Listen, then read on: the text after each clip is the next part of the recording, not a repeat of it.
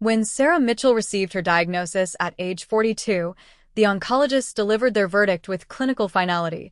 Stage 4 pancreatic cancer with metastasis to her liver and lungs, a death sentence with perhaps 6 months remaining if she pursued aggressive chemotherapy. The medical records were damning. Tumor markers elevated beyond measurable ranges, imaging showing multiple lesions throughout her abdomen, and a prognosis that had only a 2% survival rate at 5 years. Yet Sarah, a devoted Christian who had spent decades studying scripture and cultivating a deep prayer life, made a decision that baffled her medical team.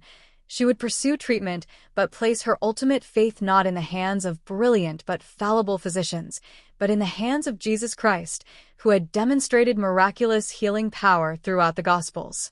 She gathered her church community around her, and believers began interceding in fervent prayer, fasting, and claiming the promises of Scripture that declared Jesus came that we might have life abundantly and that by his stripes we are healed.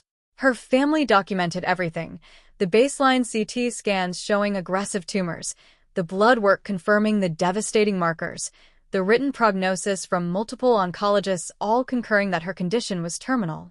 Then, within weeks of intensive prayer and spiritual warfare through intercession, something medically inexplicable began to occur. Her tumor markers started declining, her symptoms reversed, and most astoundingly, follow-up imaging revealed the tumors were shrinking rapidly without any corresponding explanation from her medical team.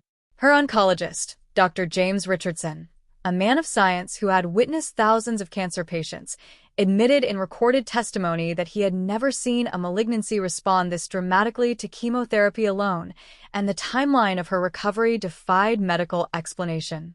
Within 4 months, Sarah's scan showed no evidence of disease, a complete remission that her physicians could only classify as spontaneous remission, a phenomenon so rare in stage 4 pancreatic cancer that it appears in fewer than 1 case per 100,000 patients.